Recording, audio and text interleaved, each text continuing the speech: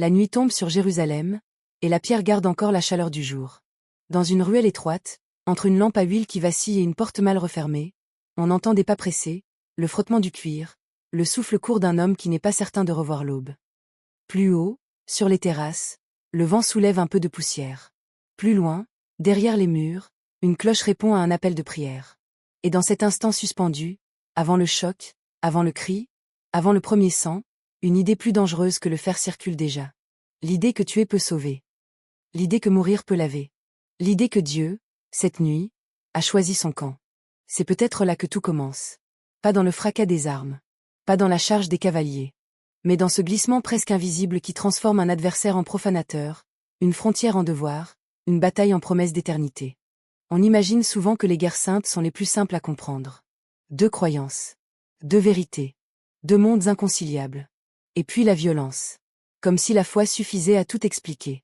Comme si l'histoire pouvait tenir dans une querelle de Dieu. Mais le vrai dossier est plus sombre. Car une guerre sainte n'est presque jamais seulement une guerre de religion. C'est une guerre où des intérêts de terre, de trône, de route, d'impôts, de prestige ou de survie cessent d'avancer à visage découvert. Ils entrent dans le sanctuaire. Ils prennent la langue du sacré. Et à partir de là, ils deviennent plus difficiles à arrêter. Car une guerre ordinaire peut encore, parfois, se négocier. On peut céder une ville. On peut racheter un prisonnier. On peut déplacer une frontière. On peut même humilier un roi et signer malgré tout. Mais quand le conflit devient sain, ce n'est plus seulement un territoire que l'on défend. C'est une vérité. Et quand une vérité prétend venir du ciel, reculer ne ressemble plus à une défaite. Reculer ressemble à une trahison. Alors le prix change. Le prix n'est plus seulement payé sur les champs de bataille. Il est payé dans les greniers vidés, dans les villages brûlés, dans les caravanes coupées, dans les villes assiégées, dans les tribunaux, dans les sermons, dans les mémoires familiales qui transmettent la peur comme on transmet un nom. Le prix est payé par les hommes qui partent au nom du salut. Par ceux qui restent. Par ceux qui ne croient pas comme il faut. Et parfois, simplement, par ceux qui vivent au mauvais endroit au mauvais siècle.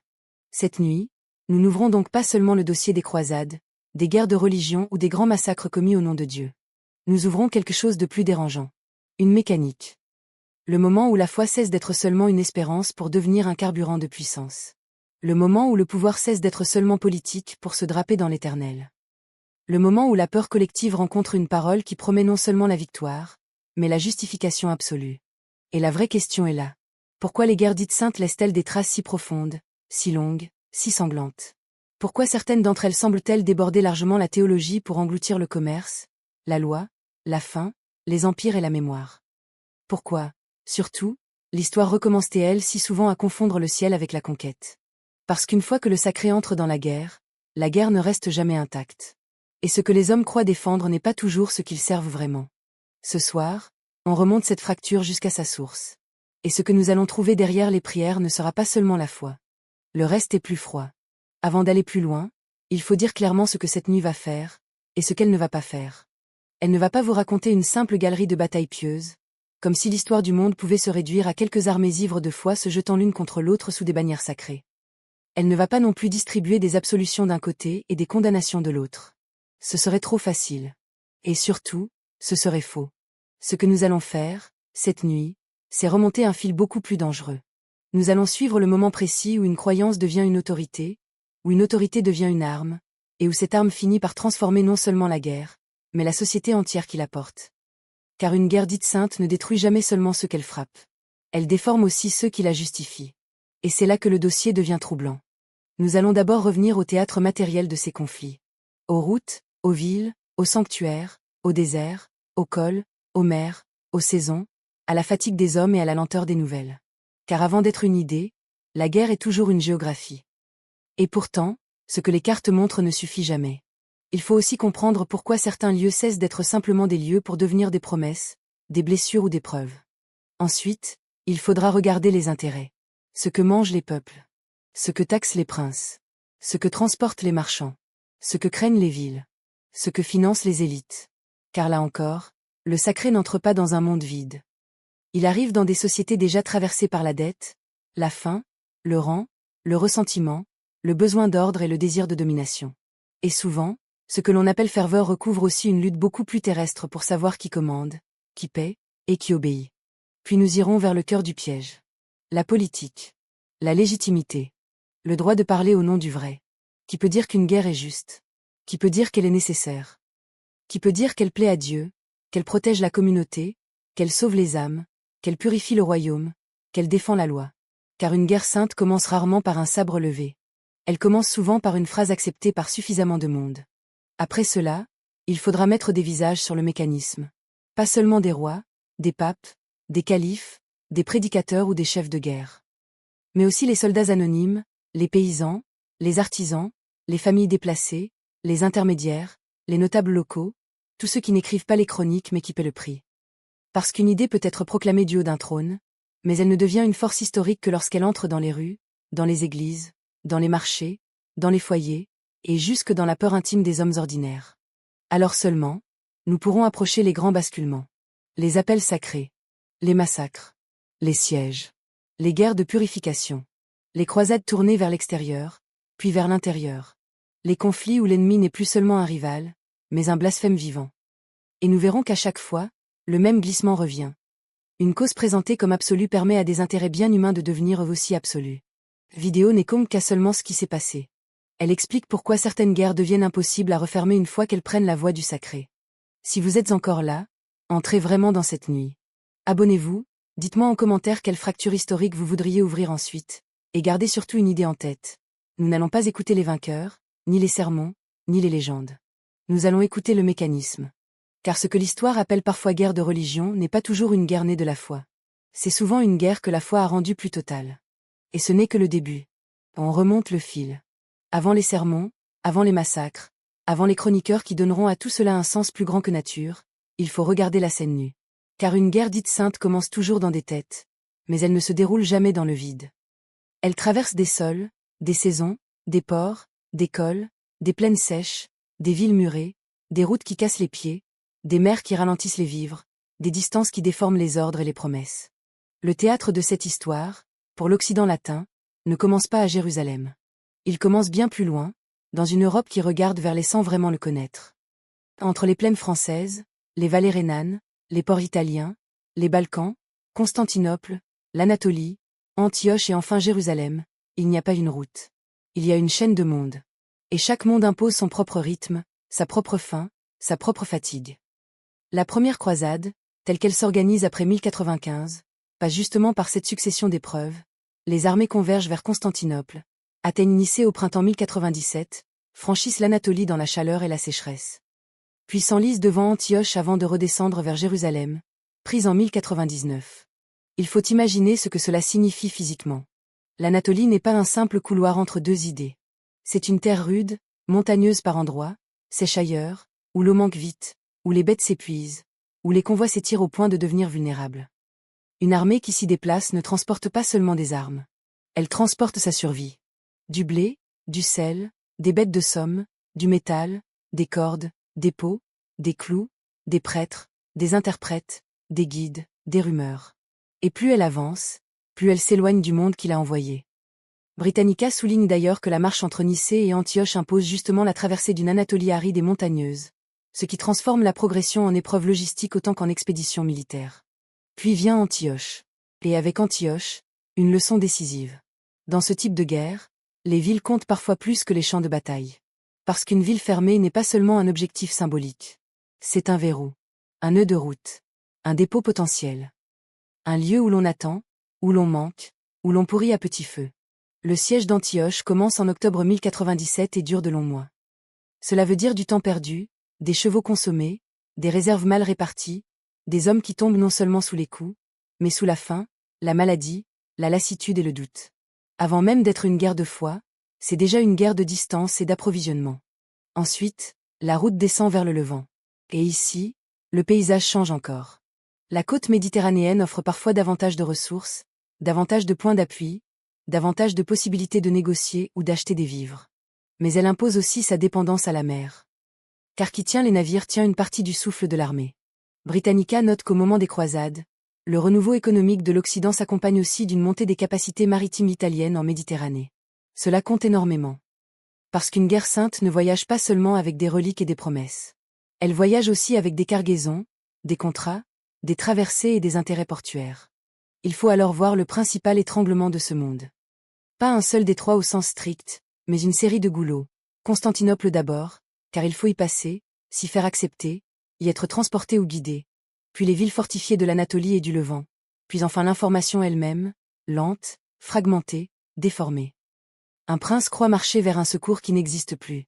Une colonne pense trouver des réserves déjà mangées. Un chef croit un allié proche alors qu'il est encore à plusieurs jours. Dans une guerre de ce temps, la vitesse des nouvelles est trop faible pour corriger vite une erreur. Et quand l'erreur porte sur la faim, l'eau ou l'ennemi, elle tue. Imaginez maintenant une scène plus humble.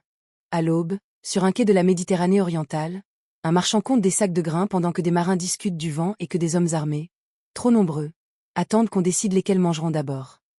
Un peu plus loin, dans un marché poussiéreux, une femme hésite avant de vendre sa farine parce qu'elle a compris que les prix vont encore monter si l'armée reste. Un mulet s'effondre. Un enfant regarde des étrangers parler une langue qu'il ne comprend pas. Et déjà, bien avant les grands récits de salut, la guerre sainte entre dans la vie ordinaire par la bouche, par les pieds, par les délais, par les pénuries. Jérusalem elle-même n'est pas seulement une ville sainte. C'est une ville difficile. Quand les croisés arrivent en 1099, ils trouvent un environnement sec, dur, pauvre en eau et en nourriture immédiate. Cela change tout. Une ville de pierre entourée d'aridité n'offre pas le même type de siège qu'une ville au cœur d'une région généreuse. Ici, même le paysage prend parti contre ceux qui attaquent. Voilà le premier secret de cette nuit. Avant de devenir absolue dans les consciences, la guerre dite sainte est d'abord prisonnière du terrain, de la saison, du port, du puits, du pain et du temps. Et déjà, la route prépare le massacre. À ce stade, quelque chose devient déjà visible. Une guerre sainte ne marche jamais seule. Elle prétend venir du ciel, mais elle avance toujours avec des jambes terrestres. Et ces jambes ont un prix. Il faut nourrir ceux qui partent. Il faut ferrer les chevaux. Il faut réparer les lances, entretenir les cuirasses, acheter les cordes, rassembler les chariots, réquisitionner les bêtes, négocier des passages, taxer, emprunter, promettre, rembourser ou ne jamais rembourser. Il faut transformer l'ardeur en structure. Et c'est là que le sacré rencontre sa première vérité humiliante. Aucune armée ne vit de pureté. On parle souvent des guerres de religion comme si elles étaient mues par l'enthousiasme, la croyance, la peur du péché ou l'espoir du salut. Tout cela compte. Bien sûr. Mais une armée qui croit sans manger ne traverse pas un continent. Une expédition qui prie sans payer ne tient pas des mois devant une ville. Une cause qui s'annonce éternelle peut mourir en quelques semaines si le blé manque, si les routes se ferment, si les dettes explosent, si les ports refusent, si les alliés hésitent. C'est pourquoi il faut regarder de près la matière de ces guerres. Qui les finance? Qui les ravitaille? Qui les prolonge parce qu'elles rapportent aussi à certains? Car dès qu'une guerre dure, elle crée autour d'elle un cercle d'intérêts, fournisseurs, créanciers, princes qui taxent, villes qui profitent du passage, ports qui s'enrichissent, élites qui achètent du prestige en finançant l'effort. Hommes d'église qui gagnent en autorité parce qu'ils bénissent ce que d'autres paient. Les croisades donnent ici un exemple fondamental. Britannica rappelle que le mouvement croisé se développe dans un Occident en expansion économique, démographique et maritime, et qu'il s'inscrit aussi dans un monde où les cités italiennes, les réseaux commerciaux méditerranéens et les pouvoirs féodaux trouvent des occasions nouvelles d'influence et de profit. Autrement dit, l'histoire n'est pas celle d'une pure explosion mystique tombée sur des sociétés immobiles. Elle naît dans des mondes déjà tendus, déjà hiérarchisés, déjà animés par des logiques de concurrence, de rang et d'ouverture. La foi n'efface pas ces logiques. Elle les réordonne. Elle les légitime. Parfois, elle les accélère. Il faut aussi parler du coût intime. Car quand un grand appel sacré est lancé, ceux qui répondent ne sont pas tous de riches seigneurs drapés dans leurs bannières. Beaucoup vendent, engagent, hypothèquent, quittent, abandonnent, laissent derrière une terre mal semée, des dettes fragiles, une famille exposée. Partir pour une guerre sainte, ce n'est pas seulement choisir un camp moral. C'est souvent déplacer tout le poids économique d'une vie sur un pari de rédemption, de gloire ou d'ascension. Et ce pari transforme aussi les sociétés d'origine. Quand les hommes partent, les villages changent. Quand l'impôt monte, les villes grondent. Quand les convois passent, les prix bougent. Quand les ports se remplissent d'armes et de vivres, ce ne sont plus les mêmes marchandises qui circulent, ni au même coût. Une guerre sainte ne vit donc pas seulement sur le champ de bataille. Elle irradie. Elle modifie la répartition de la peur, de l'argent et du manque. Puis il y a un autre point, plus dérangeant encore. Certaines guerres deviennent saintes précisément parce que cette qualification aide à faire accepter leur coût. Car demander du sang au nom d'un prince n'a pas la même force que demander du sang au nom du salut. Exiger une taxe pour une expédition politique peut provoquer la résistance. L'exiger pour une cause sacrée la rend moins discutable. Le langage du ciel sert alors à rendre supportable une facture terrestre. C'est ici que le piège se referme. Plus la guerre coûte, plus elle a besoin d'être justifiée. Plus elle est justifiée en termes absolus, plus il devient difficile d'avouer qu'elle sert aussi des intérêts ordinaires. Alors le récit s'épaissit. On ne part plus seulement pour défendre. On part pour purifier, libérer, restaurer, sauver, venger, laver. Chaque mot enlève un peu de poussière économique à la guerre, comme si l'argent, les ports et les taxes n'avaient rien à voir avec elle. Mais ils ont tout à voir avec elle. Et ce n'est pas propre aux croisades. Les grandes guerres confessionnelles de l'Europe moderne montrent elles aussi ce mélange. Dans la guerre de 30 ans, par exemple, les historiens de synthèse insistent sur l'imbrication du religieux avec les rivalités dynastiques, territoriales et commerciales. Au fil du conflit, les calculs d'État deviennent inséparables des loyautés confessionnelles affichées. Cela veut dire quelque chose de simple et de terrible. Plus une guerre se présente comme totale, plus il faut regarder ce qui la nourrit concrètement. Le blé, le métal, le crédit, le transport, la ponction fiscale, les villes qui paient, les intermédiaires qui gagnent, les autorités qui bénissent. Les foules qui supportent plus longtemps l'insupportable parce qu'on leur a promis qu'il ne s'agissait plus seulement d'intérêt, mais de vérité. Alors non, une guerre sainte n'est pas une guerre désincarnée. C'est au contraire une guerre dont la chair matérielle est si lourde qu'elle a besoin d'un langage sacré pour continuer à avancer sans s'effondrer sous son propre poids. Et plus on la regarde de près, plus une évidence s'impose. Derrière la bannière, il y a toujours une intendance. Derrière l'intendance, une société. Et derrière la société, un pouvoir qui comprend très bien ce qu'il gagne lorsque la dépense devient devoir. La foi élève. Le coup attache. La guerre sainte tient par les deux. Mais aucune guerre ne devient sainte par simple accumulation de ferveur. Il faut toujours un passage. Un seuil. Un moment où la violence cesse d'être perçue comme une possibilité parmi d'autres pour devenir une obligation supérieure. Et ce passage, presque toujours, appartient au pouvoir. Car la question décisive n'est pas seulement de savoir qui croit. La vraie question est de savoir qui a le droit de dire ce que la croyance exige. Qui peut déclarer qu'une terre est sacrée au point de justifier une expédition. Qui peut affirmer qu'un ennemi n'est plus un rival, mais une offense à Dieu. Qui peut promettre que tuer, cette fois, ne souille pas, mais absout. Qui peut faire passer le sang du registre du péché à celui du mérite. Une guerre sainte naît là. Dans ce privilège extraordinaire accordé à certains hommes de parler non pas seulement au nom de leur camp, mais au nom d'un ordre supérieur censé dépasser tous les camps. Pour le monde latin médiéval, l'un des exemples les plus nets se trouve justement dans l'appel du pape Urbain II au concile de Clermont en 1095, généralement présenté comme le point de départ de la première croisade. Les synthèses historiques rappellent que cet appel ne se limite pas à une opération diplomatique ou militaire. Il prend la forme d'une mobilisation religieuse où l'expédition est présentée comme une œuvre méritoire, avec la promesse d'une rémission spirituelle pour ceux qui s'y engagent. Ce point est capital.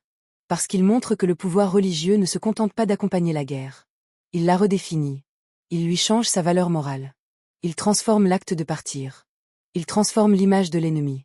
Il transforme même la souffrance acceptée en preuve de fidélité. À partir de là, le soldat n'est plus tout à fait seulement un combattant. Il devient aussi un pénitent armé. Le départ n'est plus seulement une campagne. Il devient une épreuve du salut. La conquête n'est plus seulement un gain de position. Elle devient, dans le récit, restauration, délivrance, réparation du désordre du monde. Et lorsqu'un pouvoir réussit ce déplacement, il gagne quelque chose de colossal. Il ne commande plus seulement les corps. Il oriente les consciences. Il obtient une obéissance qui ne repose pas seulement sur la peur, la fidélité vassalique ou l'intérêt. Il obtient une obéissance qui croit se purifier en obéissant. C'est cela qui rend ces conflits si dangereux. Le prince ordinaire peut exiger des hommes qu'ils servent. L'autorité sacrée, elle, peut convaincre les hommes qu'en servant, ils se sauvent. Mais cette autorité n'agit jamais seule. Très vite, le politique comprend ce qu'il peut faire d'une telle énergie. Une bannière spirituelle unifie des groupes dispersés. Elle réduit les hésitations. Elle couvre les contradictions. Elle permet à des intérêts concurrents de marcher quelque temps dans la même direction. Le pouvoir terrestre n'a même pas besoin d'inventer entièrement le langage du sacré. Il lui suffit souvent de l'épouser au bon moment. C'est pour cela que les historiens insistent tant sur l'imbrication du religieux et du politique dans les grands conflits confessionnels. Dans les guerres de religion en France, par exemple, les affrontements ne se comprennent pas seulement par divergences doctrinales.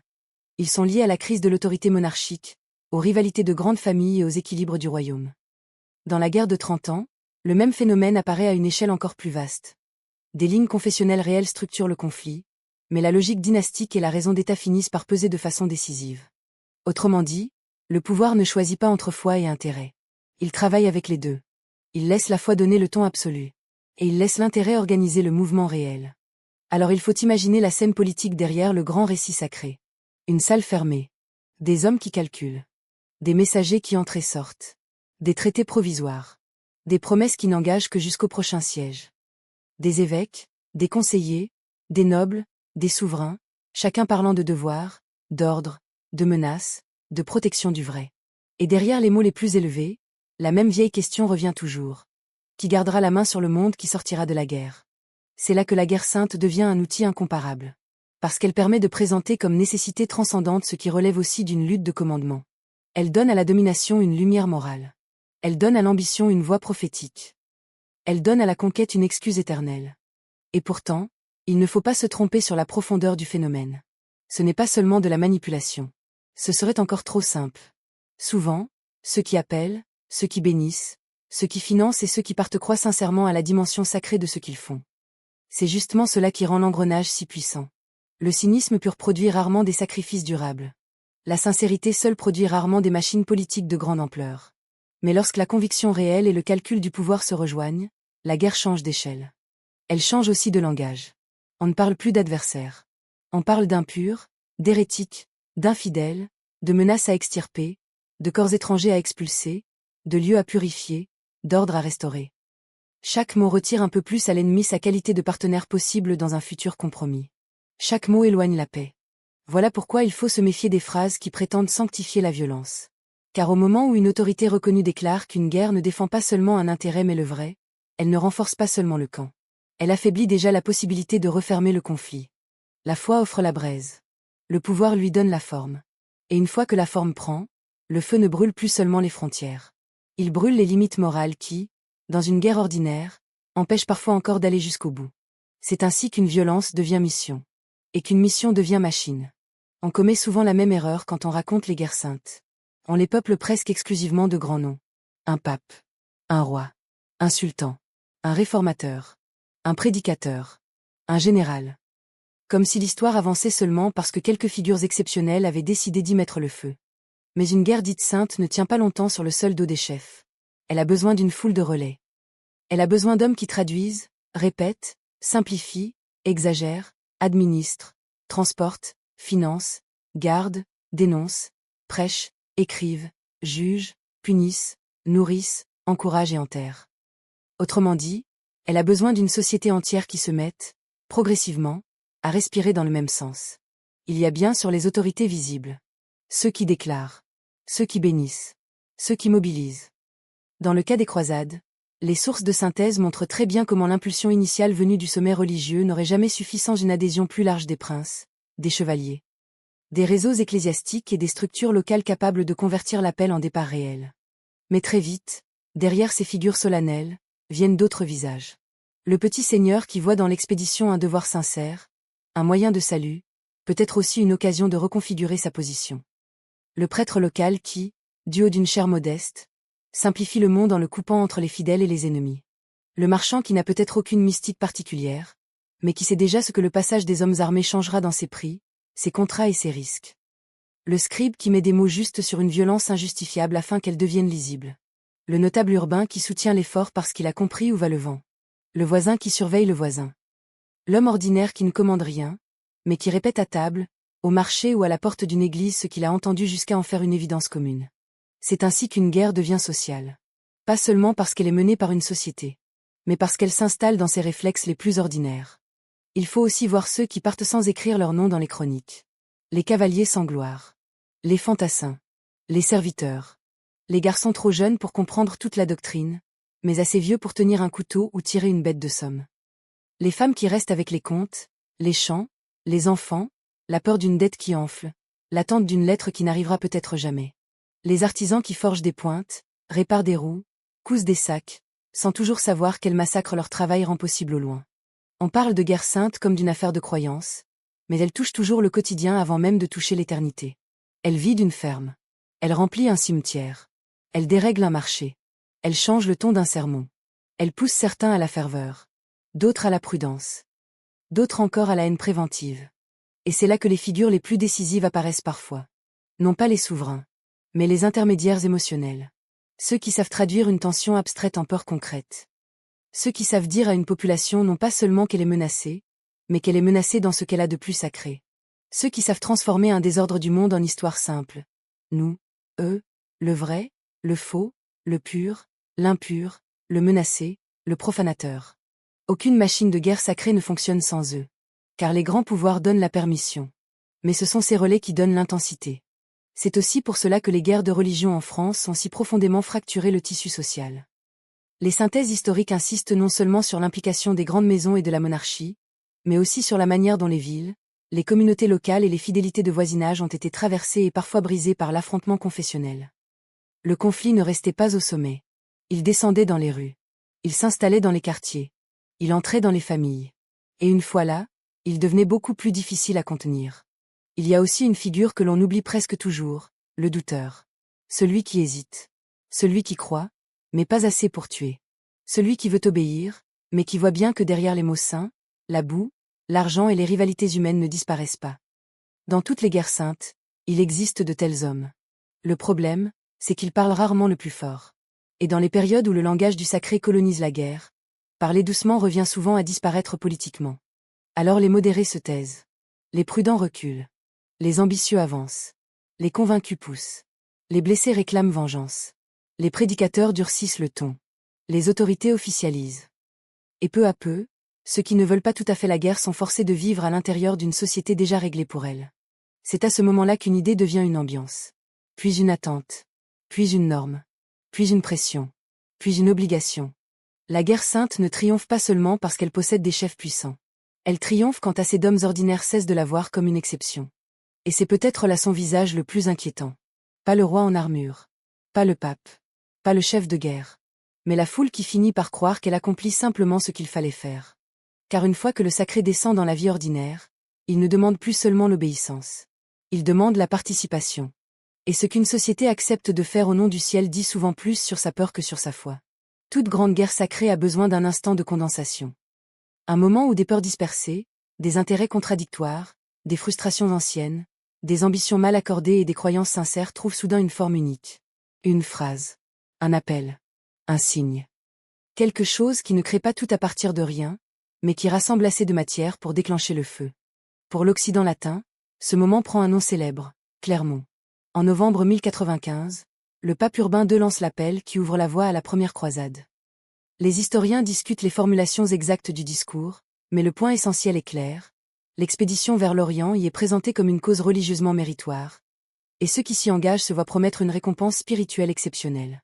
Il faut mesurer la puissance de ce basculement. Avant cet instant, il existe déjà des tensions. L'affirmation de l'autorité pontificale. Les relations complexes avec Byzance. La pression militaire venue de l'Est. L'univers mental du pèlerinage. La culture nobiliaire de la violence. Le besoin, pour une partie de l'aristocratie, de convertir l'énergie guerrière en cause légitime. Rien de cela n'est né à Clermont. Mais à Clermont, tout cela reçoit une direction. C'est pour cela qu'un appel sacré ne fonctionne pas comme un simple ordre administratif. Un ordre oblige. Un appel absolu transforme. Il ne dit pas seulement « partez ». Il dit « votre départ a un sens qui dépasse votre existence ordinaire ». Il dit « vos fautes, vos dettes morales, vos violences passées peuvent être réinscrites dans une histoire de rédemption ». Il dit « ce que vous faisiez peut-être pour la gloire de votre nom, vous pouvez désormais le faire pour le salut de votre âme ». À cet instant, la guerre cesse d'être une option stratégique parmi d'autres. Elle devient un passage. Une épreuve. Une sorte de jugement en mouvement. Et c'est là que le mécanisme devient redoutable. Parce qu'une société peut hésiter devant le coût d'une campagne. Elle peut discuter un impôt. Elle peut contester une alliance. Elle peut douter d'un prince. Mais lorsqu'un conflit est proposé comme réponse à un désordre spirituel, la discussion change de nature. Refuser n'est plus seulement prudence. Refuser peut prendre la couleur du manque de foi, de la lâcheté morale ou du retrait face à une nécessité supérieure. Dans les récits sur la première croisade, on insiste souvent sur l'enthousiasme, sur les foules, sur le cri devenu emblématique, sur la masse des hommes mis en mouvement. Mais le vrai déclenchement n'est pas seulement émotionnel. Il est institutionnel et psychologique à la fois. Une autorité reconnue déclare qu'une violence déterminée peut être non seulement permise, mais sanctifiée. À partir de ce moment, un grand nombre d'acteurs différents peuvent projeter leurs propres désirs dans la même direction. Le pieux y voit le salut. Le noble y voit l'honneur. Le second fils y voit une issue. Le marchand y voit un déplacement d'équilibre. Le clerc y voit la victoire d'un ordre. Le paysan y voit parfois une vague de peur qu'il ne contrôle pas. Mais tous sont désormais aimantés par le même récit. Et cette scène de déclenchement ne vaut pas seulement pour les croisades. Sous des formes différentes, on retrouve le même seuil dans d'autres guerres de type confessionnel ou sacralisé. Il y a toujours un moment où une crise ordinaire change de registre. Un massacre local devient preuve cosmique. Une dispute d'autorité devient purification nécessaire. Une guerre civile devient défense du vrai. Un rival devient offense. Dans les guerres de religion en France, par exemple, les tensions théologiques et politiques ne surgissent pas toutes d'un seul coup. Mais certains épisodes, certaines décisions, certaines violences emblématiques servent de point de non-retour et redéfinissent le conflit pour des communautés entières. Les synthèses historiques montrent bien comment, dans ce contexte, les affrontements confessionnels s'imbriquent avec la faiblesse de la monarchie, les rivalités nobiliaires et la peur d'un royaume en dislocation. Autrement dit, le déclenchement d'une guerre sainte n'est presque jamais une naissance pure. C'est une transfiguration. Le matériau était déjà là. La peur était là. Le ressentiment était là. Les intérêts étaient là. Le besoin d'ordre était là. La violence disponible était déjà là. Ce qui change, c'est qu'une parole parvient à rassembler ces éléments sous un signe assez grand pour les rendre irréversibles. Il faut imaginer ce que cela signifie dans une conscience individuelle. Un homme entend qu'en marchant vers l'Orient, il ne va pas seulement combattre. Il va réparer. Il va expier. Il va prendre place dans une œuvre qui le dépasse. Cette promesse ne supprime pas ces mobiles plus ordinaires. Elle les absorbe. Elle les ennoblit. Elle les nettoie. Et c'est précisément cela qui rend l'appel si efficace. Il ne remplace pas les intérêts humains, il les baptise. À partir de là, la guerre change de température. Les précautions morales baissent. Les hésitations deviennent suspectes. Les coups paraissent plus acceptables. Les récits se simplifient. Le temps se compresse. Il faut partir. Il faut répondre. Il faut se montrer digne. Et très vite, ceux qui parlent le plus fort imposent aux autres la cadence du sacré. Voilà ce qu'il faut retenir de ce premier grand basculement. Une guerre sainte n'éclate pas seulement parce que les hommes croient. Elle éclate quand une autorité réussit à donner à la croyance une forme mobilisable, à la fois spirituelle, politique et sociale. Clermont n'est donc pas seulement un événement. C'est un modèle. Le moment où une parole ne décrit plus la guerre. Elle la consacre. Et quand la violence reçoit une consécration, elle avance avec une assurance que la simple ambition n'obtient presque jamais seule. Le premier mécanisme, le plus décisif peut-être, est aussi le plus ancien. Pour qu'une guerre devienne vraiment sainte, il ne suffit pas d'aimer son propre camp. Il faut apprendre à regarder l'autre autrement. Pas seulement comme un adversaire. Pas seulement comme un occupant. Pas seulement comme un rival. Il faut le faire glisser vers une catégorie plus dangereuse. L'être qui offense l'ordre du monde. C'est là que l'ennemi change de statut. Dans une guerre ordinaire, on peut haïr l'autre et pourtant continuer à reconnaître qu'il appartient au même univers du possible. Il a ses intérêts, ses calculs, ses soldats, ses traités, ses faiblesses. Il peut être battu, humilié, rançonné, contenu, puis réintégré à un équilibre nouveau. La paix reste pensable, même si elle est dure, injuste ou instable. Mais dans une guerre sacralisée, l'ennemi n'est plus seulement un obstacle. Il devient une souillure, une hérésie, une profanation, une présence que l'on ne supporte plus seulement parce qu'elle menace, mais parce qu'elle défigure symboliquement le monde que l'on croit juste. À partir de là, le compromis ne paraît plus seulement difficile. Il paraît impur. C'est exactement ce que montrent les grandes synthèses sur l'idée même de Holy War. Ce type de conflit n'est pas seulement un affrontement armé, mais une guerre pensée comme autorisée, exigée ou sanctifiée par une finalité religieuse supérieure. Cela change la manière dont on se représente l'adversaire, puisqu'il cesse d'être un simple compétiteur pour devenir un ennemi de la vérité ou de la communauté sacrée. Il faut prendre la mesure de ce déplacement mental. Un ennemi politique peut être dangereux.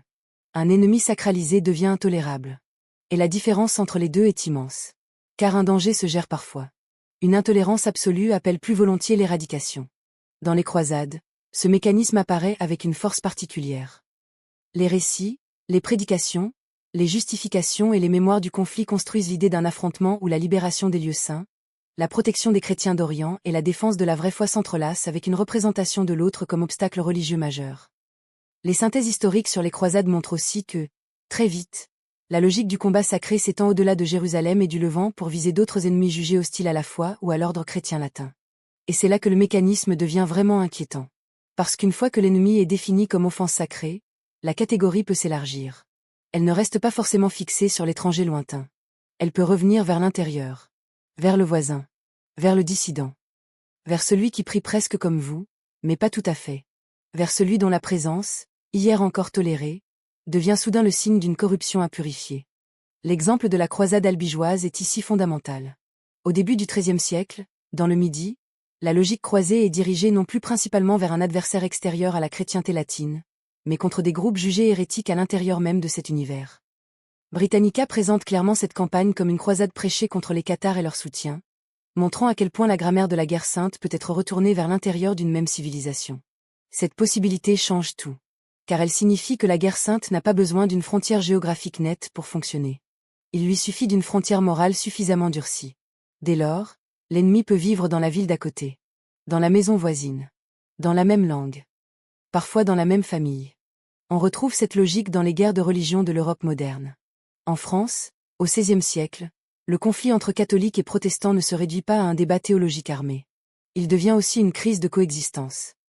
À certains moments, la simple présence de l'autre confession dans l'espace politique et social est perçue comme menace pour l'intégrité du royaume et pour le salut collectif. Les synthèses de Britannica sur les guerres de religion en France montrent bien ce mélange d'opposition doctrinale, de rivalité politique et de violence communautaire. C'est pourquoi ces guerres blessent si profondément les sociétés.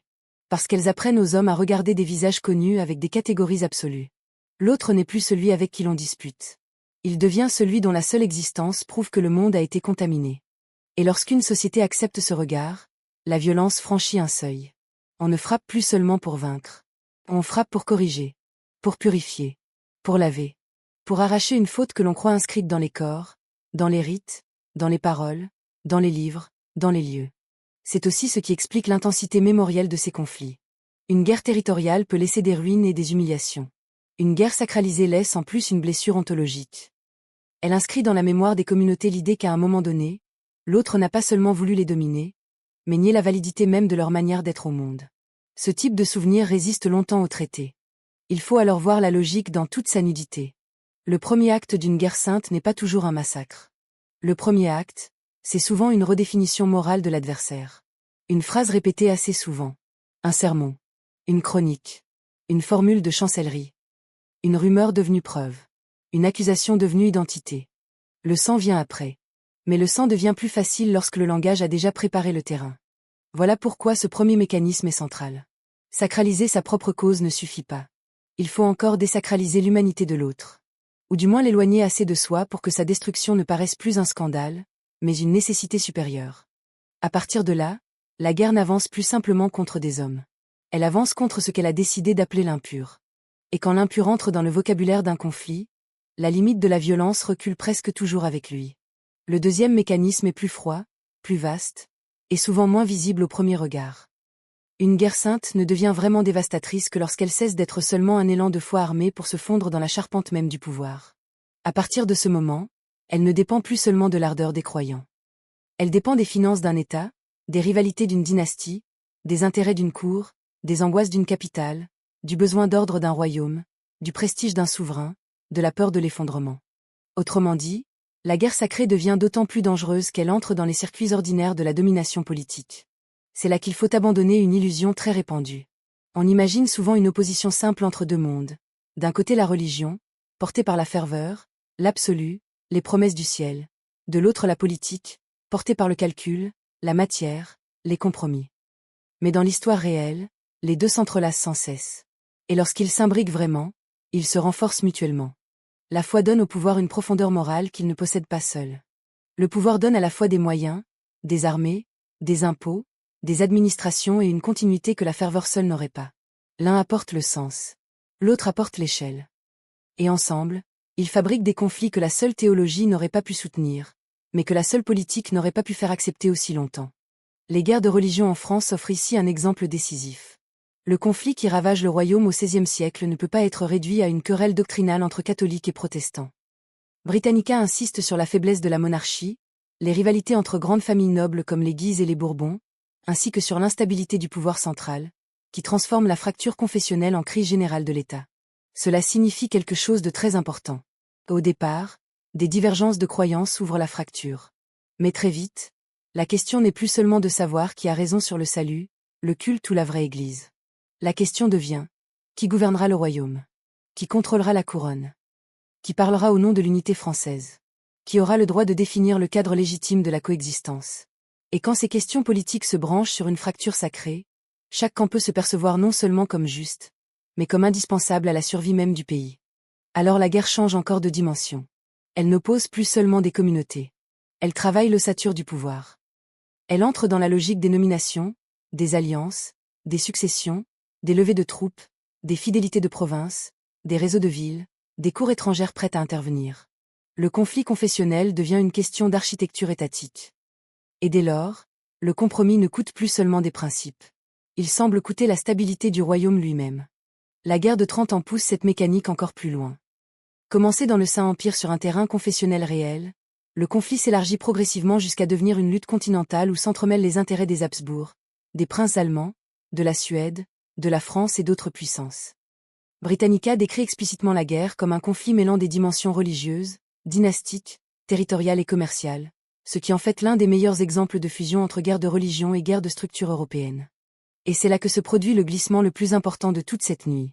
Une guerre sainte cesse d'être seulement une guerre menée au nom d'une vérité.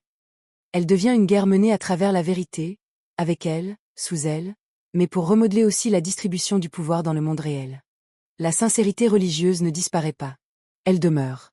Elle anime. Elle justifie. Elle rend supportable des sacrifices gigantesques. Mais elle n'avance plus seule. Elle circule désormais dans une machine qui a ses propres besoins. Lever des hommes, tenir des villes, sécuriser des lignes, punir des provinces, convaincre des alliés, écraser des rivaux, empêcher une désagrégation. Le langage du sacré fournit alors la colle émotionnelle et morale d'un édifice politique beaucoup plus vaste. Il faut imaginer cette mutation concrètement. Dans une guerre purement locale, un massacre peut terroriser une région. Dans une guerre confessionnelle saisie par l'État, le même massacre devient message de gouvernement. Il ne dit pas seulement « voilà ce qui arrive à l'ennemi ». Il dit « voilà ce qu'est désormais l'ordre. Voilà qui décide du dedans et du dehors. Voilà qui peut vivre à l'abri de la loi commune, et voilà qui peut en être expulsé. » C'est aussi pour cette raison que ces guerres redessinent souvent les institutions plus durablement que ne le font des campagnes ordinaires. La paix n'y met pas seulement fin à des combats.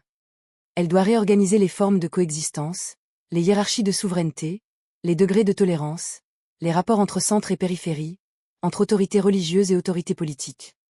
Dans le cas de la guerre de 30 ans, les traités de Westphalie de 1648 sont justement considérés comme un tournant majeur dans la reconfiguration de l'ordre politique européen. Autrement dit, plus la guerre sacrée se connecte à l'État, moins elle dépend des seules passions du moment, et plus elle devient capable de durer, de se répandre et de laisser après elle un monde réorganisé. Voilà pourquoi il faut se méfier d'une lecture naïve qui opposerait le fanatique au calculateur. Dans les conflits les plus meurtriers, les deux collaborent souvent. Le croyant convaincu donne la densité du sacrifice. Le pouvoir structuré donne la durée, l'extension et la méthode. L'un accepte l'absolu. L'autre l'administre. Et c'est sans doute ici que les guerres saintes deviennent vraiment historiques au sens le plus lourd du terme. Non plus seulement des déchaînements de violence, mais des forces capables de réécrire un royaume, une carte, une souveraineté, une mémoire légale du vivre ensemble. La foi met le feu. L'État apprend à l'utiliser. Et lorsque l'État apprend à utiliser le feu sacré, ce ne sont plus seulement des armées qui brûlent. Ce sont des mondes entiers qui changent de forme. Le troisième mécanisme est peut-être le plus cruel, parce qu'il agit longtemps après les sermons, longtemps après les sièges, longtemps après les grandes proclamations. Une guerre sainte ne tue pas seulement davantage parce qu'elle mobilise plus d'hommes ou parce qu'elle reçoit plus de ressources. Elle tue plus profondément parce qu'elle rend la sortie du conflit plus difficile. Dans une guerre ordinaire, même au milieu de la haine, une idée subsiste parfois. Celle qu'il faudra bien, un jour, refermer la plaie. On négocie parce qu'on est épuisé. On signe parce qu'on manque d'argent. On recule parce que le coût devient trop grand. On accepte une humiliation provisoire pour sauver ce qui reste. Rien de tout cela n'est noble, mais tout cela appartient encore au monde du possible. Dans une guerre sacralisée, ce monde rétrécit. Car céder n'est plus seulement perdre. Céder peut devenir péché. Composer peut devenir trahir. Tolérer peut devenir souiller. Et plus le conflit dure dans ce registre, plus les hommes ont du mal à distinguer entre prudence politique et abandon moral. C'est ce qui explique pourquoi ces guerres se prolongent souvent bien au-delà de ce qu'une logique strictement stratégique rendrait raisonnable. On continue alors non parce que l'on gagne clairement, mais parce qu'arrêter paraît plus insupportable encore que continuer. La guerre ne fonctionne plus simplement comme un calcul de coûts et de bénéfices. Elle fonctionne comme une épreuve de fidélité. Les grandes guerres confessionnelles de l'Europe moderne montrent très bien cette logique. Dans les guerres de religion en France, la violence ne se maintient pas seulement parce que les camps disposent d'hommes et d'alliés. Elle se maintient aussi parce qu'aucune formule de coexistence n'apparaît immédiatement stable, légitime et moralement supportable pour tous les acteurs. Les synthèses de Britannica insistent justement sur l'instabilité du royaume, l'entrecroisement des enjeux religieux et politiques, et la difficulté durable à imposer un ordre accepté. La guerre de 30 ans pousse cette logique jusqu'à l'épuisement continental. Commencée dans un cadre confessionnel, elle se transforme en conflit européen où la religion reste présente, mais où la dynamique de puissance entretient et élargit le brasier. Résultat, le conflit dure de 1618 à 1648 et laisse derrière lui des destructions massives, des déplacements de population et une recomposition profonde de l'ordre politique. Mais il y a encore plus grave. Une guerre sainte ne complique pas seulement la paix pendant qu'elle se déroule. Elle empoisonne souvent la mémoire après elle. Parce qu'un traité peut fixer des frontières. Il peut distribuer des droits. Il peut reconnaître des princes, des villes, des confessions, des immunités, des équilibres nouveaux. Mais il ne suffit pas à effacer l'idée que l'autre camp a voulu détruire non seulement votre puissance, mais votre vérité. Et cette différence est immense. Lorsqu'une guerre territoriale s'achève, on peut garder le souvenir d'une défaite, d'une spoliation, d'une humiliation. Lorsqu'une guerre sacrée s'achève, on garde souvent quelque chose de plus intime et de plus tenace, la conviction que l'autre a profané le monde. Or ce type de souvenir ne se range pas facilement dans les archives. Il descend dans les prières, les chroniques, les gestes, les commémorations, les noms donnés aux enfants, les récits transmis au coin du feu, les peurs que l'on apprend sans avoir vu soi-même le premier massacre. C'est pour cela que ces guerres se répètent parfois mentalement bien après leur fin militaire. Les hommes changent. Les dynasties tombent. Les frontières bougent. Mais les récits de blessures sacrées, eux, restent disponibles. Ils peuvent dormir des décennies. Puis revenir dès qu'un nouveau choc politique leur redonne une utilité. Les croisades elles-mêmes ont laissé une mémoire bien plus longue que leurs gains territoriaux. Elles ont produit non seulement des États latins d'Orient fragiles et temporaires, mais aussi une imagerie durable de la guerre sacrée, de la défense des lieux saints, de la confrontation religieuse légitime, qui a continué à marquer les imaginaires bien après les événements militaires initiaux. Il faut alors comprendre le mécanisme dans son ensemble. La guerre sainte dure souvent plus longtemps parce que le compromis y paraît impur. Elle blesse plus profondément parce que l'ennemi y devient blasphème vivant. Et elle revient plus facilement, même sous d'autres formes, parce qu'elle laisse derrière elle un stock de mémoire mobilisable. Autrement dit, ces guerres ne possèdent pas seulement une puissance militaire. Elles possèdent une inertie morale. Voilà pourquoi elles semblent toujours déborder leur propre époque. Elles ne finissent jamais complètement là où les historiens placent leur dernière bataille. Elles survivent dans les récits que les communautés se racontent pour expliquer leurs peurs, leurs humiliations, leurs devoirs et parfois leurs futures violences. Et c'est peut-être là leur véritable singularité. Pas seulement dans le nombre des morts, mais dans le fait qu'elles fabriquent des morts qui continuent de parler longtemps après leur disparition. La guerre sainte ne détruit pas seulement des corps. Elle construit des mémoires armées. Et lorsqu'une mémoire reste armée, la paix elle-même devient une trêve fragile. À ce point de la nuit, il faut reprendre notre souffle. Parce que nous avons déjà traversé beaucoup plus qu'une suite de batailles. Nous avons vu d'abord que ces guerres ne naissent pas dans le vide. Elles avancent sur des routes réelles, dans des climats réels, avec des délais, des ports, des sièges, des convois, des chevaux épuisés, des villes affamées. Nous avons vu ensuite qu'aucune cause sacrée ne marche sans matière. Il faut du grain, du métal, de l'argent, des taxes, des intermédiaires, des hommes prêts à payer le prix d'une vérité qu'ils croient plus haute que leur propre vie. Puis nous avons vu que le pouvoir entre dans la foi non pour l'annuler, mais pour lui donner une forme gouvernable, une armature, une durée, une méthode. Et enfin, nous avons vu le plus dangereux, le moment où l'ennemi cesse d'être un rival pour devenir une souillure, et où la sortie du conflit devient presque moralement impossible. Autrement dit, ce que nous avons ouvert cette nuit n'est pas un simple dossier sur la religion. C'est un dossier sur la transformation de la guerre elle-même. Il faut donc redire la thèse avec précision, avant d'aller plus loin. Non, la religion n'explique pas seule toutes les guerres les plus sanglantes. Ce serait une formule trop courte pour un problème trop grand. Mais lorsqu'un conflit reçoit une consécration sacrée, lorsqu'il promet non seulement la victoire mais la purification, non seulement l'ordre mais le salut, alors il change de densité. Il devient plus vaste que ses causes immédiates, plus dur que ses frontières, plus long que ses chefs, et souvent plus profond que la paix qui lui survit. Si vous êtes encore là, vous êtes déjà entré dans la vraie nuit du sujet.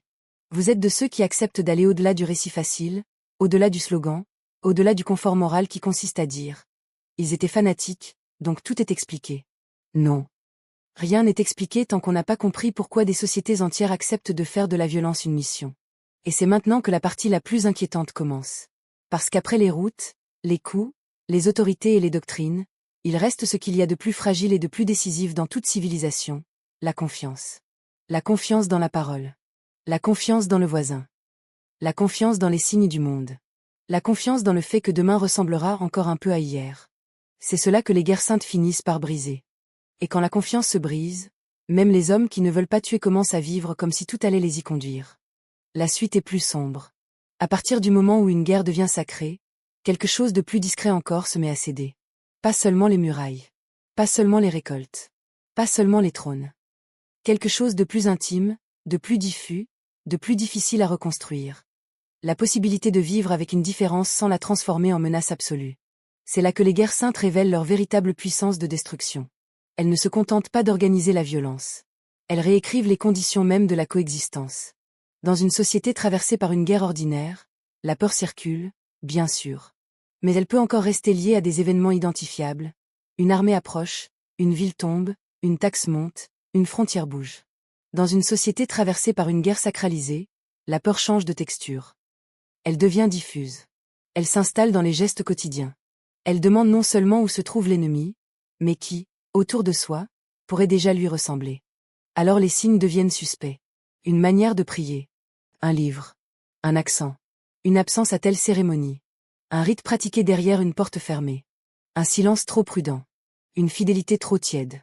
Et peu à peu, la société apprend à lire la vie ordinaire comme un terrain d'enquête morale.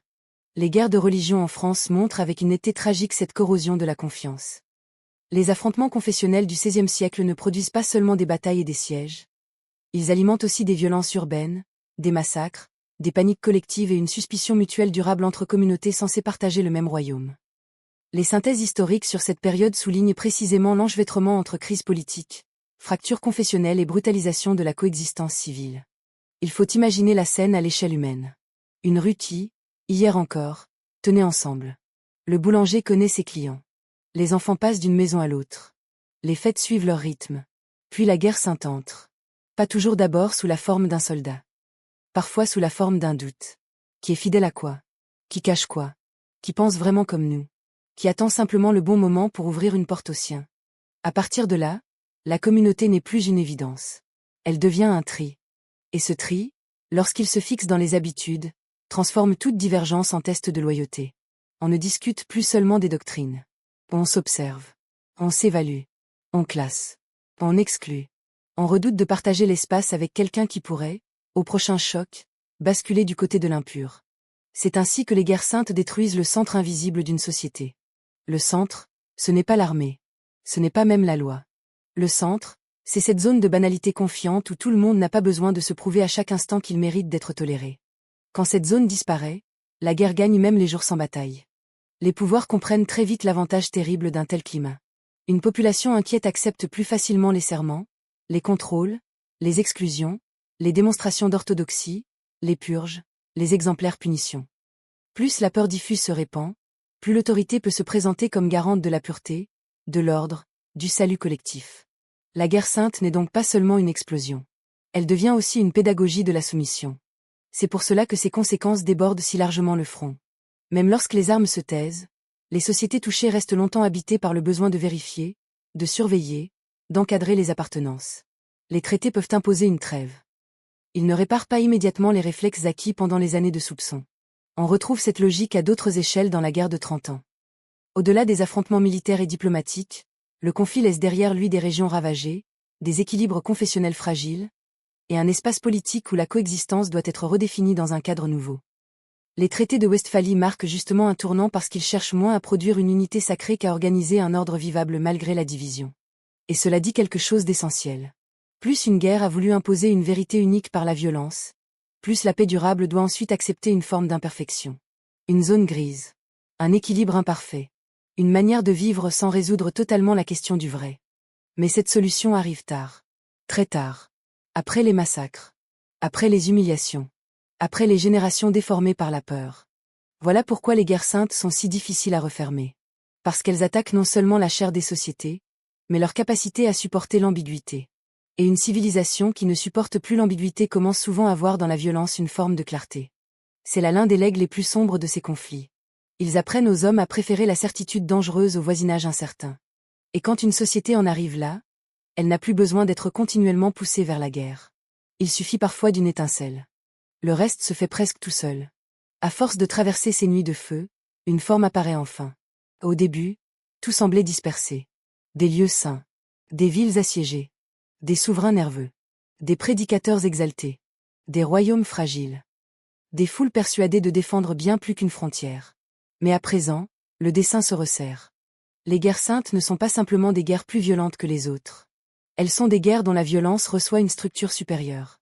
Et cette structure suit presque toujours le même enchaînement. Il y a d'abord une blessure réelle ou perçue. Une humiliation. Une peur. Une perte. Une menace sur un lieu, une loi, une hiérarchie, une communauté, une mémoire.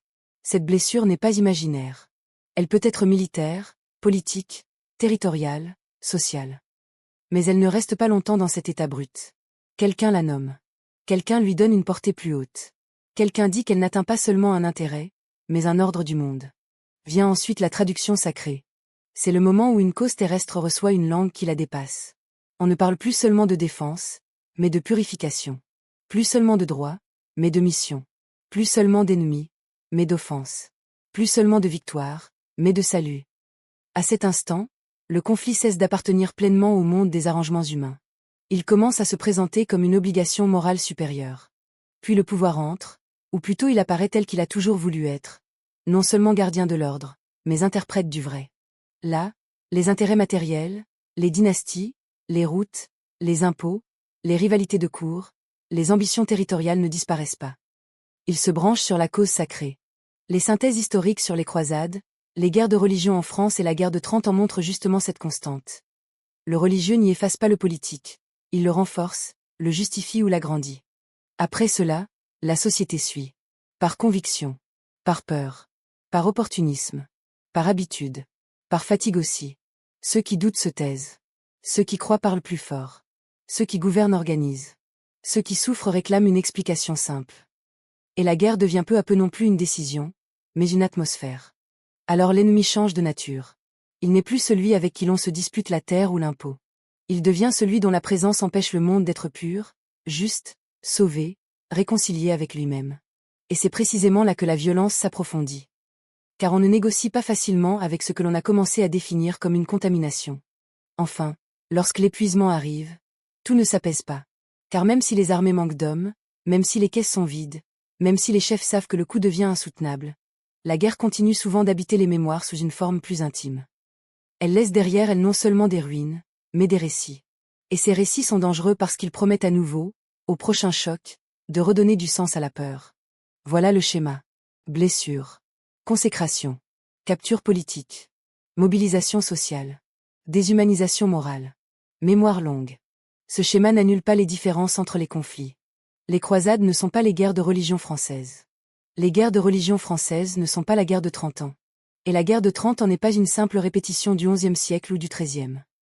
Mais ce qui se répète, ce n'est pas l'événement. C'est la mécanique. Dans les croisades, cette mécanique se voit dans le passage d'un appel religieux à une mobilisation militaire de grande ampleur, portée par des intérêts multiples et par une redéfinition du combat comme œuvre méritoire. Dans la croisade albigeoise, elle se voit dans la manière dont la logique de guerre sacrée peut être retournée contre des hérétiques à l'intérieur même de la chrétienté latine.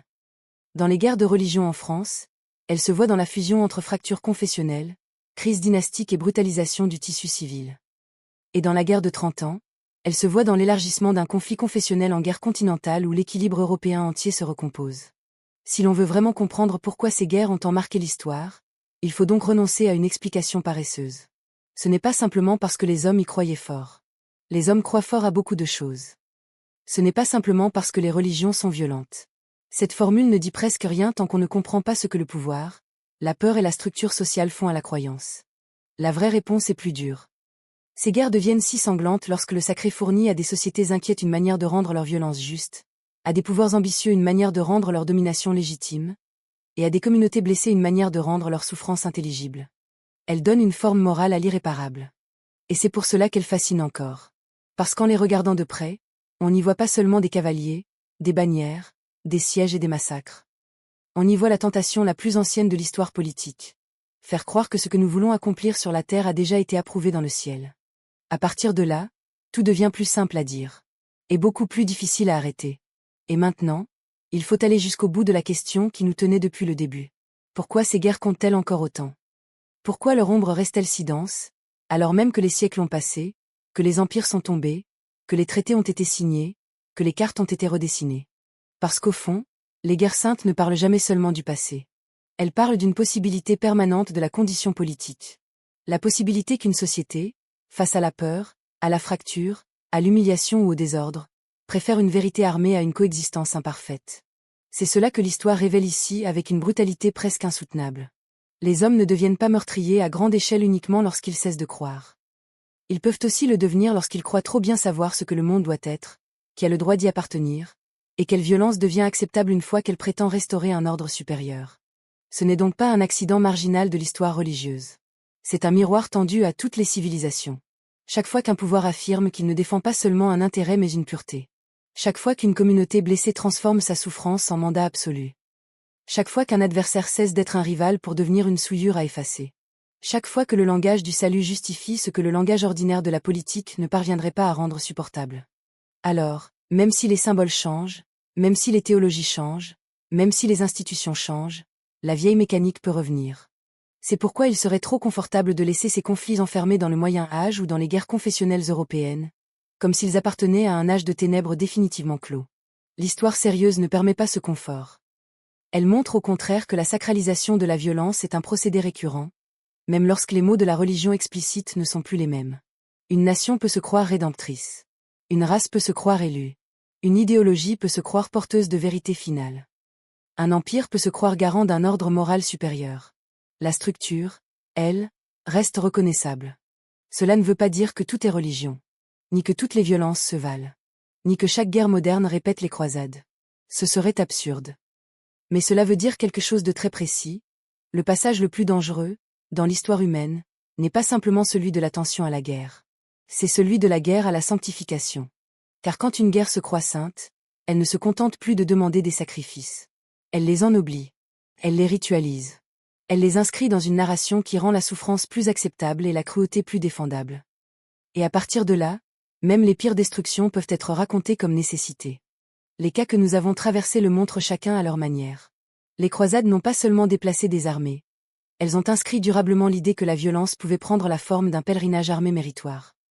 La croisade albigeoise a montré qu'une telle logique pouvait retourner ses armes contre l'intérieur même de la chrétienté latine. Les guerres de religion en France ont montré qu'un royaume pouvait presque se déchirer lui-même au nom de la vérité qu'il prétendait préserver.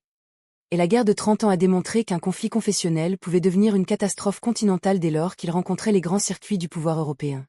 Mais au bout de cette traversée, la leçon la plus dure n'est peut-être pas celle que l'on croit. Ce n'est pas seulement que la religion peut tuer. C'est que l'être humain cherche sans cesse des manières de rendre moralement habitable ce qui, autrement, lui semblerait monstrueux. La guerre sainte est l'une de ces manières. L'une des plus puissantes. L'une des plus anciennes. Et l'une des plus efficaces pour faire coopérer la conviction sincère, l'intérêt du pouvoir, la peur collective et la brutalité sociale dans un seul mouvement.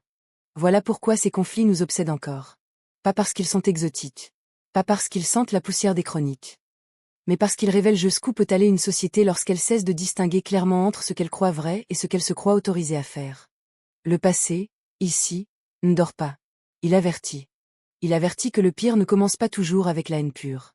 Il commence parfois avec le langage de la purification, de la réparation, de la défense du bien, de la restauration de l'ordre, de la fidélité à une mission supérieure. Autrement dit, avec des mots qui paraissent trop grands pour être soupçonnés. Et c'est précisément pour cela qu'ils sont si dangereux.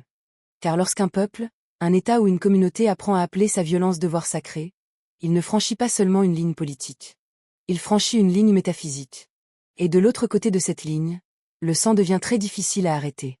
Il reste alors une dernière illusion à briser.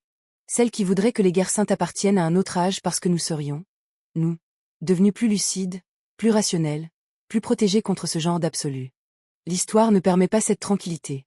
Elle montre au contraire que les sociétés les plus dangereuses ne sont pas toujours celles qui vivent dans la ferveur visible. Ce sont souvent celles qui ne se rendent plus compte du moment exact où elles commencent à moraliser leur violence. Du moment où elles cessent de dire « nous voulons cela » et commencent à dire « cela doit être fait ». Non plus parce que cela nous avantage seulement, mais parce que cela serait juste, pur, nécessaire, réparateur, presque sacré. Les guerres saintes du passé nous apprennent donc quelque chose qui dépasse largement le dossier religieux.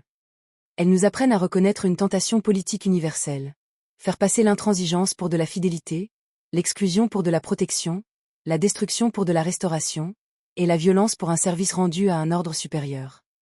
Les grands conflits que nous avons traversés, croisades albigeoises, guerre de religion française, guerre de 30 ans montrent chacun à leur manière comment cette transformation s'opère lorsque peur, pouvoir et vérité absolue se nouent ensemble.